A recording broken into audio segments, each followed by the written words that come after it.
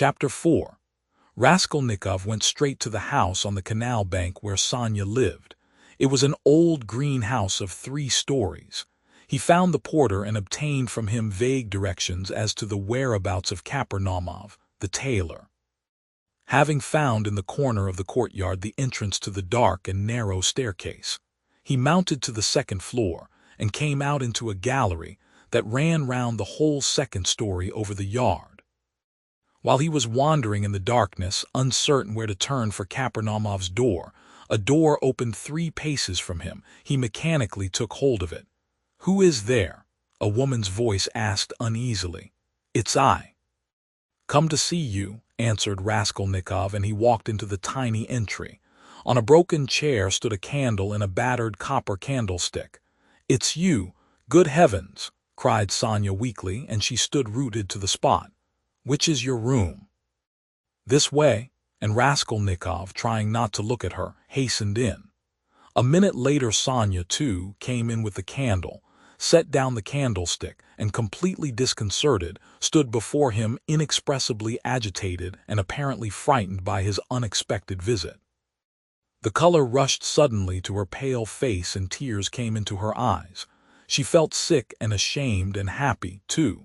Raskolnikov turned away quickly and sat on a chair by the table. He scanned the room in a rapid glance. It was a large but exceedingly low-pitched room, the only one let by the Kapernaumovs, to whose rooms a closed door led in the wall on the left. In the opposite side on the right-hand wall was another door, always kept locked. That led to the next flat, which formed a separate lodging. Sonya's room looked like a barn. It was a very irregular quadrangle, and this gave it a grotesque appearance. A wall with 3 windows looking out onto the canal ran aslant so that one corner formed a very acute angle, and it was difficult to see in it without very strong light. The other corner was disproportionately obtuse. There was scarcely any furniture in the big room. In the corner on the right was a bedstead, beside it, nearest the door, a chair. A plain deal table covered by a blue cloth stood against the same wall, close to the door into the other flat. 2 rush-bottomed chairs stood by the table. On the opposite wall near the acute angle stood a small plain wooden chest of drawers looking, as it were, lost in a desert. That was all there was in the room. The yellow, scratched and shabby wallpaper was black in the corners. It must have been damp and full of fumes in the winter. There was every sign of poverty. Even the bedstead had no curtain. Sonya looked in silence at her visitor, who was so attentively and unceremoniously scrutinizing her room, and even began at last to tremble with terror, as though she was standing before her judge and the arbiter of her destinies. "I am late. It's 11, isn't it?" he asked, still not lifting his eyes. "Yes," muttered Sonya. "Oh yes, it is," she added hastily, as though in that lay her means of escape. "My landlady's clock has just struck. I heard it myself." "I've come to you for the last time," Raskolnikov went on gloomily, "although this was the first time. I may perhaps not see you again." "Are you going away?" "I don't know. Tomorrow." "Then you are not coming to Katerina Ivanovna tomorrow?" Sonya's voice shook. "I don't know. I shall know tomorrow morning. Never mind that. I've come to say one word." He raised his brooding eyes to her, and suddenly noticed that he was sitting down while she was all the while standing before him. "Why are you standing? Sit down," he said in a changed voice, gentle and friendly. She sat down. He looked kindly and almost compassionately at her. "How thin you are, what a hand, quite transparent like a dead hand." He took her hand. Sonya smiled faintly. "I have always been like that," she said, "even when you lived at home." "Yes, of course you were," he added abruptly, and the expression of his face and the sound of his voice changed again suddenly. He looked round him once more. "You rent this room from the Kapernaumovs?" "Yes." "They live there through that door?" "Yes, they have another room like this." "All in one room?" "Yes." "I should be afraid in your room at night," he observed gloomily. They are very good people, very kind, answered Sonya, who still seemed bewildered, and all the furniture, everything. Everything is theirs, and they are very kind, and the children, too, often come to see me. They all stammer, don't they? Yes. He stammers and he's lame, and his wife, too. It's not exactly that she stammers, but she can't speak plainly. She is a very kind woman, and he used to be a house serf, and there are 7 children. And it's only the eldest one that stammers, and the others are simply ill, but they don't stammer. But where did you hear about them? She added with some surprise. Your father told me then. He told me all about you. And how you went out at 6 o'clock and came back at 9, and how Katerina Ivanovna knelt down by your bed. Sonya was confused. I fancied I saw him today, she whispered hesitatingly. Whom? Father. I was walking in the street, out there at the corner, about 10 o'clock, and he seemed to be walking in front. It looked just like him. I wanted to go to Katerina Ivanovna. You were walking in the streets? Yes, Sonya whispered abruptly, again overcome with confusion and looking down. Katerina Ivanovna used to beat you, I dare say. Oh no, what are you saying? No, Sonya looked at him almost with dismay. You love her then? Love her, of course, said Sonya with plaintive emphasis, and she clasped her hands in distress. Ah, you do. If you only knew, you see, she is quite like a child. Her mind is quite unhinged, you see, from sorrow, and how clever she used to be, how generous, how kind. Ah, you don't understand, you don't understand. Sonya said this as though in despair, wringing her hands in excitement and distress. Her pale cheeks flushed. There was a look of anguish in her eyes. It was clear that she was stirred to the very depths, that she was longing to speak, to champion, to express something. A sort of insatiable compassion, if one may so express it, was reflected in every feature of her face. Beat me. How can you, good heavens, beat me? And if she did beat me, what then? What of it? You know nothing about it. She is so unhappy. Ah, how unhappy. And ill. She is seeking righteousness. She is pure. She has such faith that there must be righteousness everywhere, and she expects it. And if you were to torture her, she wouldn't do wrong. She doesn't see that it's impossible for people to be righteous, and she is angry at it. Like a child, she is good. And what will happen to you? Sonya looked at him inquiringly. They are left on your hands, you see. They were all on your hands before, though, and your father came to you to beg for drink. Well, how will it be now? I don't know, Sonya articulated mournfully. Will they stay there? I don't know. They are in debt for the lodging, but the landlady, I hear, said today that she wanted to get rid of them, and Katerina Ivanovna says that she won't stay another minute. How is it she is so bold? She relies upon you. Oh no, don't talk like that. We are one, we live like one. Sonya was agitated again and even angry, as though a canary or some other little bird were to be angry. And what could she do? What could she do? She persisted, getting hot and excited. And how she cried today. Her mind is unhinged, haven't you noticed it? At one minute she is worrying like a child that everything should be right tomorrow, the lunch and all that. Then she is wringing her hands, spitting blood, weeping, and all at once she will begin knocking her head against the wall in despair. Then she will be comforted again. She builds all her hopes on you. She says that you will help her now, and that she will borrow a little money somewhere and go to her native town with me, and set up a boarding school for the daughters of gentlemen, and take me to superintend it, and we will begin a new splendid life. And she kisses and hugs me, comforts me, and you know she has such faith in her fancies. One can't contradict her. And all the day long she has been washing, cleaning, mending. She dragged the washtub into the room with her feeble hands and sank on the bed, gasping for breath. We went this morning to the shops to buy shoes for Polenka and Lida, for theirs are quite worn out. Only the money we'd reckoned wasn't enough, not nearly enough. And she picked out such dear little boots, for she has taste, you do know. And there in the shop she burst out crying before the shopman because she hadn't enough. Ah, it was sad to see her. Well, after that I can understand your living like this, Raskolnikov said with a bitter smile. And aren't you sorry for them? Aren't you sorry? Sonya flew at him again. Why, I know you gave your last penny yourself, though you'd seen nothing of it, and if you'd seen everything, oh dear. And how often I've brought her to tears. Only last week. Yes, only a week before his death. I was cruel. And how often I've done it. Ah, I've been wretched at the thought of it all day. Sonya wrung her hands as she spoke at the pain of remembering it. You were cruel. Yes, I went to see them, she went on, weeping, and father said, read me something, Sonya, my head aches, read to me, here's a book.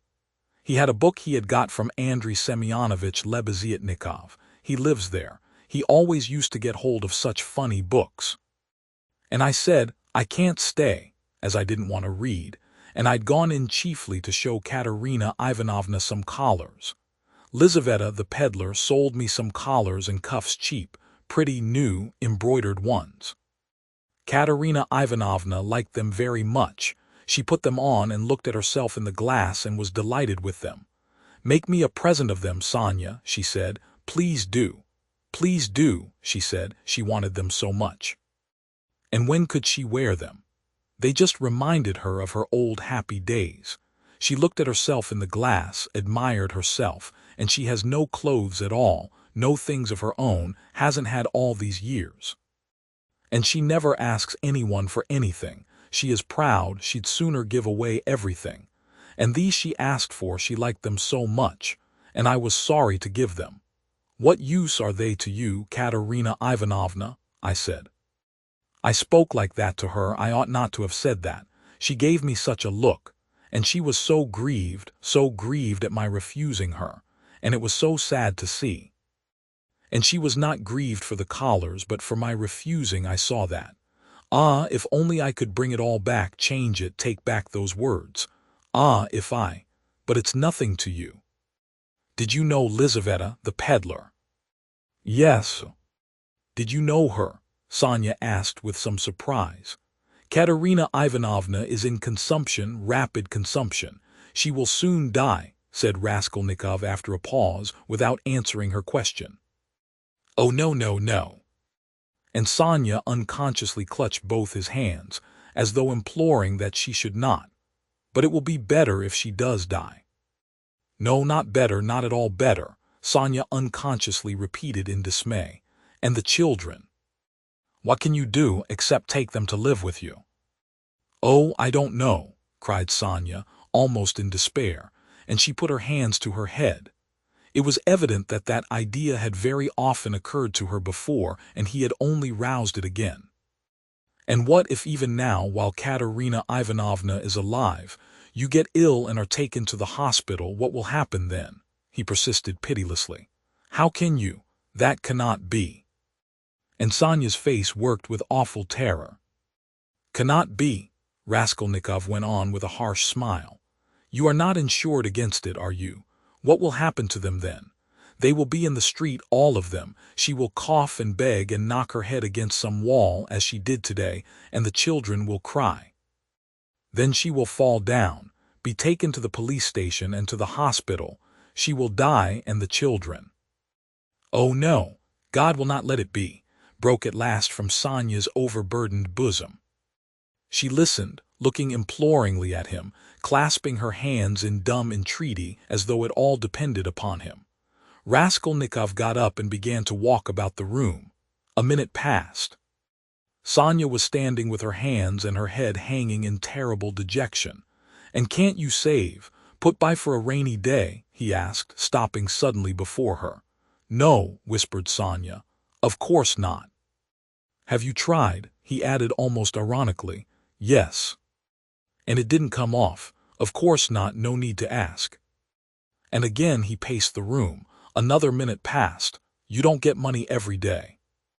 Sonya was more confused than ever, and color rushed into her face again. No, she whispered with a painful effort. It will be the same with Polenka, no doubt, he said suddenly. No, no, it can't be, no. Sonya cried aloud in desperation, as though she had been stabbed. God would not allow anything so awful. He lets others come to it. No, no, God will protect her, God, she repeated beside herself. But perhaps there is no God at all, Raskolnikov answered with a sort of malignance, laughed and looked at her. Sonya's face suddenly changed. A tremor passed over it. She looked at him with unutterable reproach, tried to say something, but could not speak and broke into bitter, bitter sobs, hiding her face in her hands. You say Katerina Ivanovna's mind is unhinged. Your own mind is unhinged, he said after a brief silence. 5 minutes passed. He still paced up and down the room in silence, not looking at her. At last he went up to her. His eyes glittered. He put his 2 hands on her shoulders and looked straight into her tearful face. His eyes were hard, feverish and piercing. His lips were twitching. All at once he bent down quickly and, dropping to the ground, kissed her foot. Sonya drew back from him as from a madman, and certainly he looked like a madman. "What are you doing to me?" she muttered, turning pale, and a sudden anguish clutched at her heart. He stood up at once. "I did not bow down to you. I bowed down to all the suffering of humanity," he said wildly, and walked away to the window. "Listen," he added, turning to her a minute later. "I said just now to an insolent man that he was not worth your little finger, and that I did my sister honor making her sit beside you."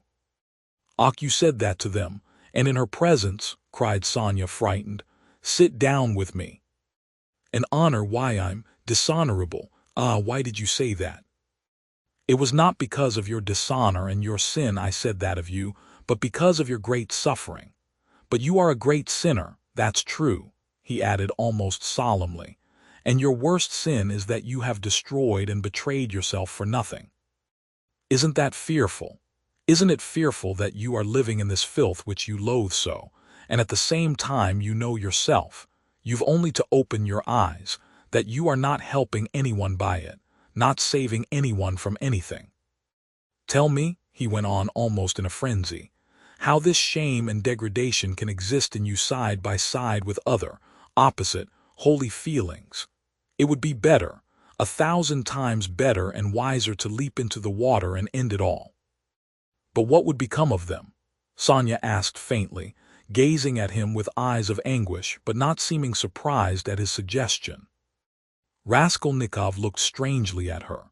He read it all in her face, so she must have had that thought already, perhaps many times, and earnestly she had thought out in her despair how to end it, and so earnestly that now she scarcely wondered at his suggestion. She had not even noticed the cruelty of his words. The significance of his reproaches and his peculiar attitude to her shame she had, of course, not noticed either, and that, too, was clear to him. But he saw how monstrously the thought of her disgraceful, shameful position was torturing her, and had long tortured her. What, he thought, could hitherto have hindered her from putting an end to it? Only then he realized what those poor little orphan children and that pitiful half-crazy Katerina Ivanovna, knocking her head against the wall in her consumption, meant for Sonya. But nevertheless, it was clear to him again that with her character and the amount of education she had after all received, she could not in any case remain so. He was still confronted by the question, how could she have remained so long in that position without going out of her mind, since she could not bring herself to jump into the water? Of course he knew that Sonya's position was an exceptional case, though unhappily not unique and not infrequent indeed. But that very exceptionalness, her tinge of education, her previous life might, one would have thought, have killed her at the first step on that revolting path. What held her up? Surely not depravity. All that infamy had obviously only touched her mechanically.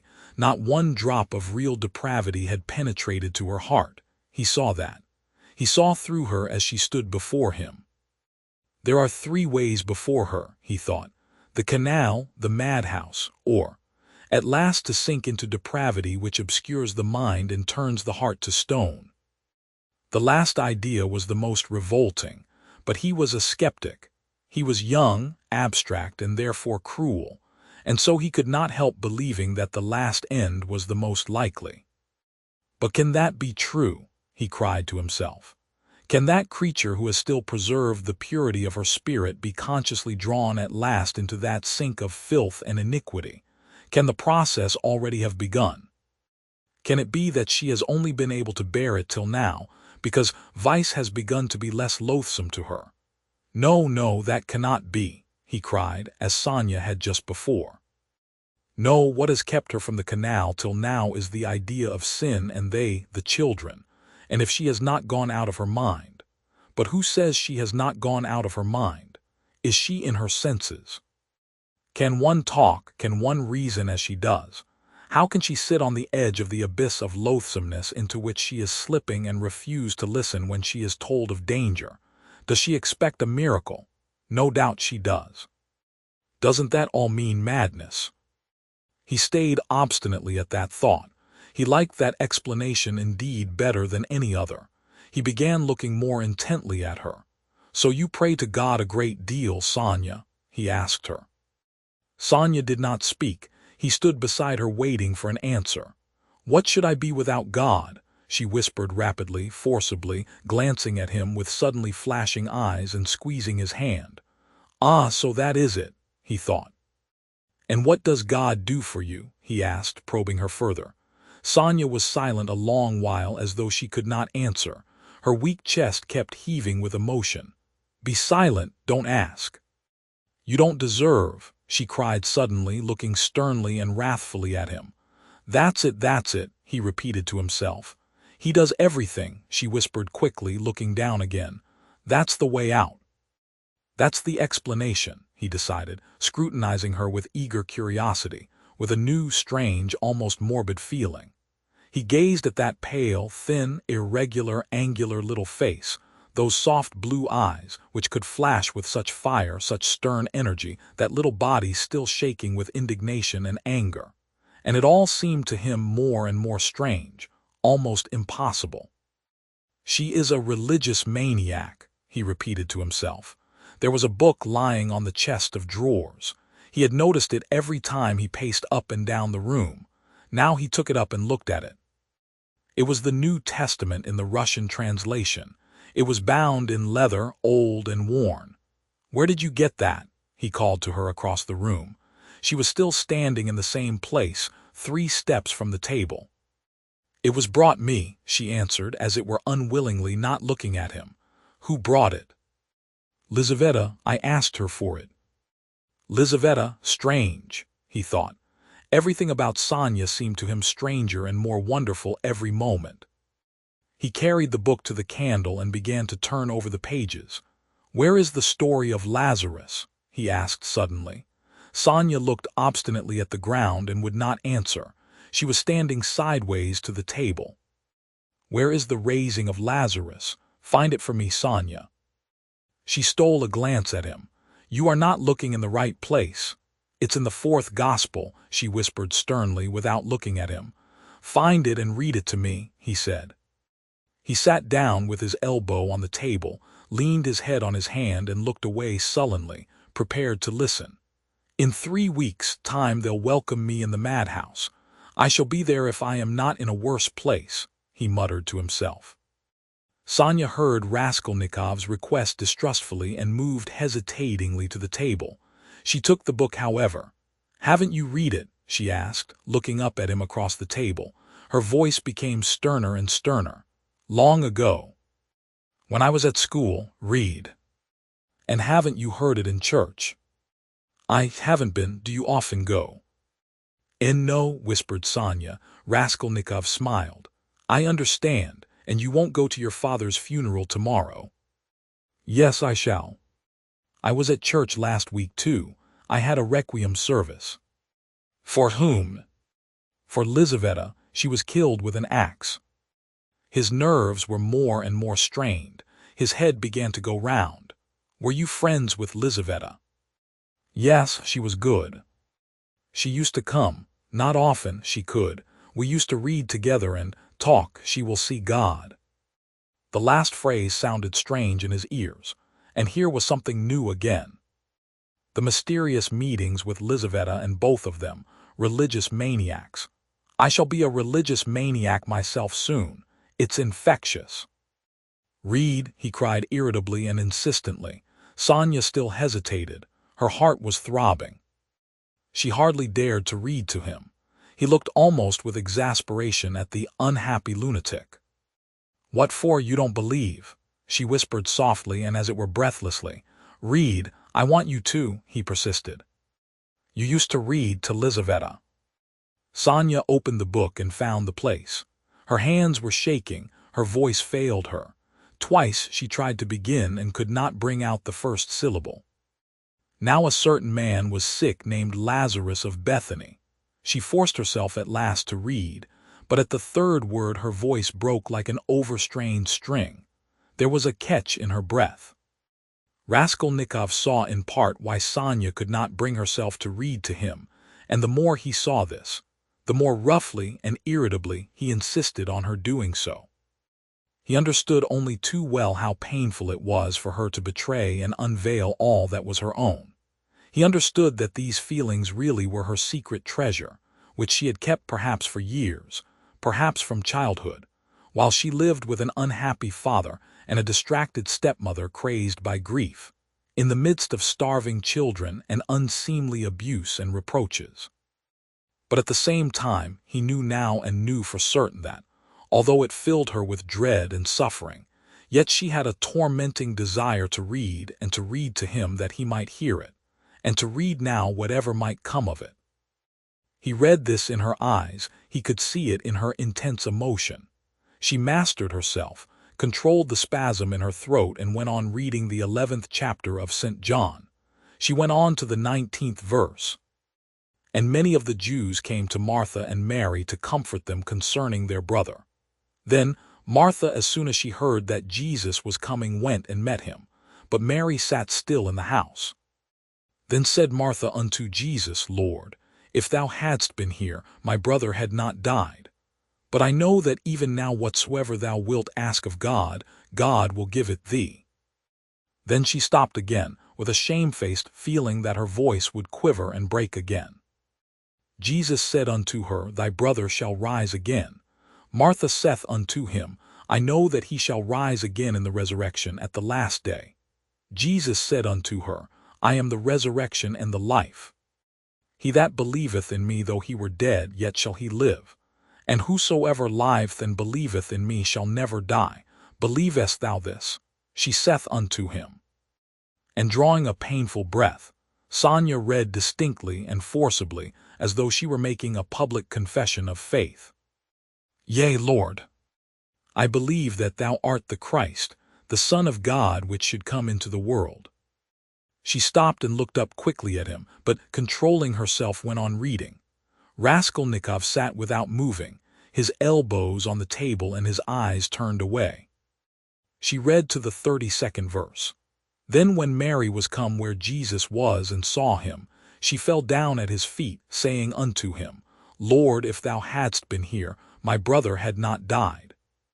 When Jesus therefore saw her weeping, and the Jews also weeping which came with her, he groaned in the spirit and was troubled, and said, Where have ye laid him? They said unto him, Lord, come and see. Jesus wept. Then said the Jews, Behold how he loved him. And some of them said, Could not this man which opened the eyes of the blind have caused that even this man should not have died? Raskolnikov turned and looked at her with emotion. Yes, he had known it. She was trembling in a real physical fever. He had expected it. She was getting near the story of the greatest miracle, and a feeling of immense triumph came over her. Her voice rang out like a bell. Triumph and joy gave it power. The lines danced before her eyes, but she knew what she was reading by heart. At the last verse, Could not this man which opened the eyes of the blind?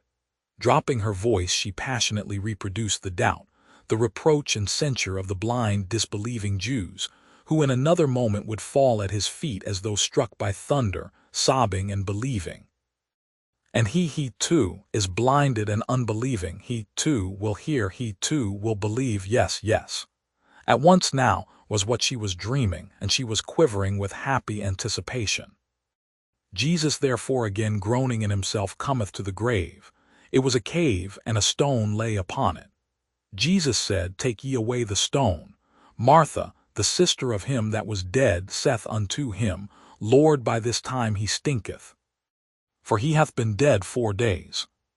She laid emphasis on the word 4. Jesus saith unto her, Said I not unto thee that if thou wouldest believe, thou shouldest see the glory of God? Then they took away the stone from the place where the dead was laid. And Jesus lifted up his eyes and said, Father, I thank thee that thou hast heard me, and I knew that thou hearest me always. But because of the people which stand by I said it, that they may believe that thou hast sent me. And when he thus had spoken, he cried with a loud voice, Lazarus, come forth. And he that was dead came forth. She read loudly, cold and trembling with ecstasy, as though she were seeing it before her eyes. Bound hand and foot with grave clothes, and his face was bound about with a napkin. Jesus saith unto them, Loose him and let him go. Then many of the Jews which came to Mary and had seen the things which Jesus did believed on him. She could read no more, closed the book and got up from her chair quickly. That is all about the raising of Lazarus, she whispered severely and abruptly, and turning away she stood motionless, not daring to raise her eyes to him. She still trembled feverishly. The candle-end was flickering out in the battered candlestick, dimly lighting up in the poverty-stricken room the murderer and the harlot who had so strangely been reading together the eternal book. 5 minutes or more passed. I came to speak of something, Raskolnikov said aloud, frowning. He got up and went to Sonya. She lifted her eyes to him in silence. His face was particularly stern, and there was a sort of savage determination in it. I have abandoned my family today, he said. My mother and sister, I am not going to see them. I've broken with them completely. What for? Asked Sonya, amazed. Her recent meeting with his mother and sister had left a great impression which she could not analyze. She heard his news almost with horror. I have only you now, he added. Let us go together. I've come to you, we are both accursed, let us go our way together. His eyes glittered as though he were mad, Sonya thought in her turn. Go where? She asked in alarm, and she involuntarily stepped back. How do I know? I only know it's the same road, I know that and nothing more. It's the same goal. She looked at him and understood nothing. She knew only that he was terribly, infinitely unhappy. No one of them will understand if you tell them, but I have understood. I need you, that is why I have come to you. I don't understand, whispered Sonya. You'll understand later. Haven't you done the same? You too have transgressed, have had the strength to transgress. You have laid hands on yourself, you have destroyed a life. Your own, it's all the same. You might have lived in spirit and understanding, but you'll end in the hay market. But you won't be able to stand it, and if you remain alone, you'll go out of your mind like me. You are like a mad creature already. So we must go together on the same road. Let us go. What for? What's all this for? Said Sonya, strangely and violently agitated by his words. What for? Because you can't remain like this, that's why. You must look things straight in the face at last, and not weep like a child and cry that God won't allow it. What will happen if you should really be taken to the hospital tomorrow? She is mad and in consumption. She'll soon die, and the children. Do you mean to tell me Polenka won't come to grief?